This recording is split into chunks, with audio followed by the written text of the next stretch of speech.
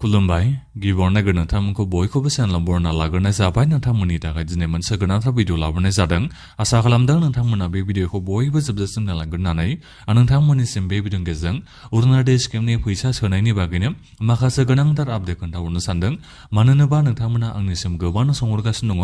मैया अरुनोदय स्किमनि फैसाखौ सोगोना सोआसै होननानै मानो होनोबा जोंहा मैया मेनि 10 तारिखमोन नालाय दा बेनिखायनो नोंथांमोना मैया सोरबा माने अरुनोदय स्किमनि फैसाखौ सोगोना सोआखै बेखौ मिथिना मोननो लुबैदों गोबांनो नोंथांमोना आंनिसिम कन्टेक्ट खालामहरदों दा बेनिखायनो आं बेखौबो नोंथांमोननिसिम खोन्थाहरगोन आरो बेजों लोगोसेनो नैबे अरुनोदय स्किमनि आरोबाव 9000 फैसा सोगोननि बागैबो आं नोंथांमोननिसिम आपडेट खोन्थाहरनो सानदों आरो बेनिफ्राय जेनेबा नोंथांमोना अरुनोदय स्किमनि फैसाखौ जुदि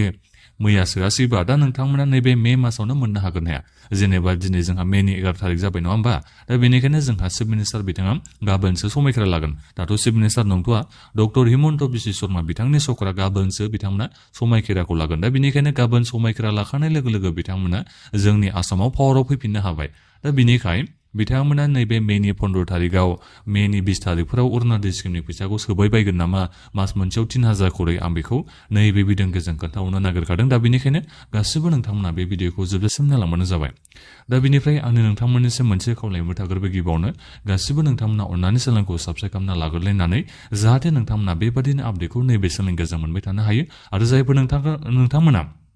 इन्स्टाग्राम इउज खालामो नोंथांमोना इन्स्टाग्रामावबो आंखौ फल' खालामबानो जाबाय आं नोंथांमोननिसिम आंनि इन्स्टाग्रामनि आइडिखौ भिडिअनि डिसक्रिपसनावबो होनानै दोनदों आरो बिनिफ्राय फिन कमेन्ट बक्सआवबो होनानै दोनदों गासिबो नोंथांमोना आंखौ इन्स्टाग्रामाव फल' खालामबानो जाबाय इन्स्टाग्रामाव नोंथांमोना आंनिसिम जेसेबांखिनि खोथा सोंनांगौ दङ नोंथांमोना सोंहरजोबनो हायो मानो होनोबा आं दासान्दि इन्स्टाग्रामाव एसे एक्टिभलि दंगासिनो दङ सिगाङाव आं इन्स्टाग्रामखौ नायनाय जायामोन दायो एसे इन्स्टाग्रामाव आं एक्टिभ थानो नाजादों दा बेनिखायनो इन्स्टाग्रामाव नोंथांमोना आंखौ फल' खालामनानै जेसेबांखिनि नोंथांमोना खोथा सोंनांगौ दङ नोंथांमोना सोंहरनो हागोन दानिया फैदो नोंथांमोना अरुनोदय स्किमनि फैसाखौ मैया मोननो हागोन ना हायासै मैया अरुनोदय स्किमनि फैसाखौ सोआखै आं नोंथांमोननिसिम बेखौ दाय बुंहरनाय जाबाय मैया जोंहा ओरैनोथ' मेनि 10 तारिखमोन अब्लाबो सोना हराखै मानो होनोबा जोंनि नैबे आसामाव दायो रावनिबो सरकार गैया डक्टर हिमन्त बिश्व शर्मा बिथांनि सरकारा फैनो थांगासिनो दङ नाथायबा बिथांमोना गाबोनसो समायखिरा लागोन दा बेनिखायनो समायखिरा लाखांनायनि उनावसो बिथांमोना जोंनि आसामाव पावाराव फैफिननो हागोन दा बेनिखायनो नोंथांमोननिसिम अरुनोदय स्किमनि फैसाखौ मैया सोना हरासै आरो बेजों लोगोसेनो जिबन प्रेरना स्किम बायदि स्किमनि फैसाखौबो फरायसाफ्रा मोननो हायाखै बिथांमोनाबो सरकार जाखांनायनि उनाव जेसेबांखिनि माननिखौ बिथांमोना मोननो हायाखै बेखौ मोनफिननो हागोन दा नाथायबा खोथाया बेसो जादों जे नोंथांमोना अरुनोदय स्किमनि फैसाखौ नैबे मे मासाव मोननो हागोन हाया जोंहा दिनै मेनि 11 तारिख नङा होमबा गाबोन मेनि 12 तारिखआव बिथांमोना समायखिरा लासिगोन सरकारखौ बिथांमोना गाबोननिफ्राय खालामसिगोन दा बेनिखायनो बिथांमोना नैबे मे मासनि 15 तारिखआवनो जा 20 तारिखआनो जा दा बिथांमोना सोगोना सोआ अरुनोदय स्किमनि नैबे 3000 फैसाखौ जायखौ बिथांमोना नोंथांमोननिसिम रादाय होदोंमोन दा नोंथांमोननिसिम सोनोबो हागौ सोआबो जानो हागौ दायो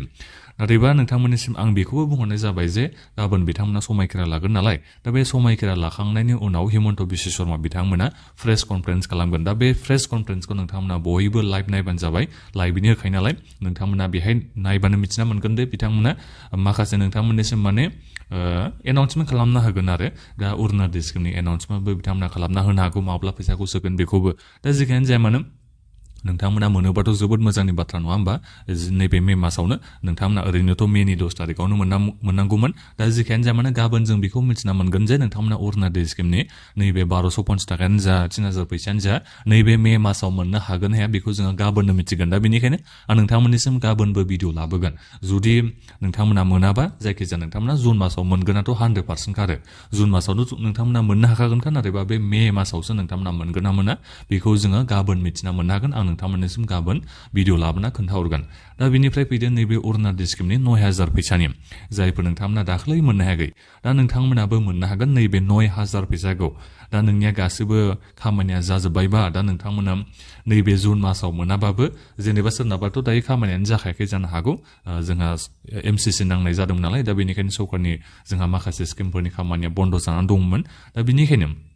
दाथ' जोंहा MCCआ जोब्बाय दा नोंथांमोना अरुनोदय स्किमनि जायखिनि खामानि मावनानै लानांगौ दङमोन जायफोर नोंथांमोना ब्लक अफिसाव थांनानै गावबागावनि प्रब्लेमखौ खोन्थाहरबाय जेनेबा खोन्थाहैबाय फैसाखौ मोनासै आङो 9000 फैसाखौ होननानै मानो बिदि जाखो आं सिगांनिफ्रायनो मोनबाय थानो हायोमोन होननानै नोंथांमोना जायफोर कमप्लेन होबाय खामानिखौ नोंथांमोना मावनानै लाबायबा नोंथांमोना 9000 फैसाखौ मोननो थांगासिनो दङ दा बे 9000 फैसाखौ नोंथांमोना जुन मासावबो मोननो हागौ सोरबा नोंथांमोना जुलाइ मासावबो मोननो हागौ दा बेनिखायनो नोंथांमोना खामानिखौ गोख्रैनो मावनानै लालायोबा नोंथांमोना 9000 फैसाखौ मोननो हागोन आरो बिनिफ्राय गोदान एप्लाइ खालामनाय नोंथांमोनाबो जायफोर नोंथांमोनानो मोजाङै गोदान एप्लाइ खालामना होयो बेनिफिसियेल लिस्टआव सेलेक्ट जाखांनायनि उनाव जेब्लानो फैसा सोजेनगोन नोंथांमोनाबो अरुणोदय स्किमनि 9,000 फैसाखौ मोननो हागोन जायनि गोदान एप्लाइआबो जोंहा एसे उनावनो जानो थांगासिनो दं नैबे मे मासाव जायाबाबो जुन जुलाइ बे मासाव जानायनि जोंहा गोबां चान्सआ दं आरो दा बेनिखायनो नोंथांमोननि थाखाय जोबोद मोजां मोजां गोजोनथाव रादाब ओंखारना फैगासिनो अरुणोदय स्किमनि थाखाय गासिबो नोंथांमोना रेडिखौल' जानानै थादो आं नोंथांमोननिसिम गाबोन भिडिअ लाबोबावगोन जे नोंथांमोना अरुणोदय स्किमनि फैसाखौ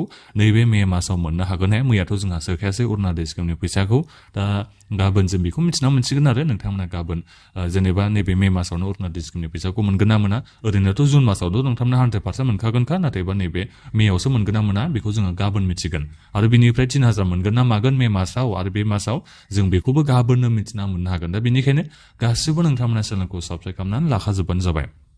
दा बिनिफ्राय माबाफोर नोंथांमोना सोंनांगौ दङबा भिडिअ कमेन्टआव कमेन्ट खालामदो नाथायबा नोंथांमोननिसिम बेखौनो बुङो जायफोर नोंथांमोना इन्स्टाग्राम दङ जायफोर नोंथांमोना इन्स्टाग्रामखौ बाहायो नोंथांमोना इन्स्टाग्रामाव आंखौ गासिबो फल' खालामबानो जाबाय नोंथांमोना आंनिसिम डाइरेक्ट DM एबा SMS खालामहरबानो जाबाय इन्स्टाग्रामाव आं नोंथांमोननिसिम माने लोगो लोगो रिप्लाइखौ होगोन दा बेनिखायनो इन्स्टाग्रामाव बयबो नोंथांमोना आंखौ फल' खालामहैगोनखौ आं आसाबो खालामनाय थाबाय दा बेखिनियानोमोन बे भिडिअखौ नोंथांमोना गासिबनोबो शेयार खालामना होबानो जाबाय गोजोन्थों